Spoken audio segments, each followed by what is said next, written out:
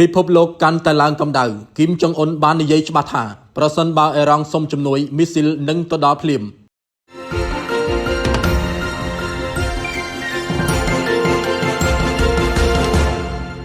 ស្ថានភាពភូមិសាស្ត្រនយោបាយនៅប្រចាំបូព៌ាកាន់តែតានតឹងបន្ទាប់ពីមានការចែករំលែកព័ត៌មានថាមេដឹកនាំកម្ពុជានៃប្រទេសកូរ៉េខាងជើងលោកគីមចុងអ៊ុនបានបញ្ជាក់ថាប្រសិនបើអេរ៉ង់ដាក់សំណើសុំជំនួយយោធាកូរ៉េខាងជើងនឹងពិចារណាផ្ដល់មីស៊ីលប្រឆាំងទៅលើអ៊ីស្រាអែលថែមទាំងអះអាងច្បាស់ថាមីស៊ីលតែមួយគ្រាប់គ្រប់គ្រាន់ហើយព័ត៌មាននេះត្រូវបានរាយការណ៍ដោយ China VTV ដែលធ្វើឲ្យមហាជននិងអ្នកវិភាគនយោបាយជាច្រើនចាប់អារម្មណ៍យ៉ាងខ្លាំងព្រោះវាអាចបង្កើនភាពតានតឹងនៅក្នុងតំបន់និងពង្រីកវិបត្តិកាន់តែធំជាងមុនអ្នកវិភាគមួយចំនួនមើលឃើញថាសារបែបនេះអាចជាការព្រមានផ្លូវការទៅកាន់ភាគីពាក់ព័ន្ធខណៈដែលភាគីខ្លះទៀតចាត់ទុកថាវាជាសារនយោបាយដើម្បីបង្ហាញអំណាចនិងឥទ្ធិពលក្នុងតំបន់ទោះជាយ៉ាងណាមិនទាន់មានការបញ្ជាក់ផ្លូវការពីភាគីពាក់ព័ន្ធទាំងអស់ពីការអនុវត្តជាក់ស្ដែងនៃការផ្ដល់ជំនួយយោធានោះទេបច្ចុប្បន្នស្ថានភាពនៅប្រចាំបូព៌ាកំពុងស្ថិតក្រោមការតាមដានយ៉ាងជិតស្និទ្ធពីសហគមន៍អន្តរជាតិព្រោះរាល់សកម្មភាពឬសេចក្តីថ្លែងការណ៍ខ្លាំងៗអាចបង្កឲ្យមានការប្រែប្រួលយ៉ាងឆាប់រហ័សលើស្ថិរភាពក្នុងតំបន់និងសន្តិសុខពិភពលោក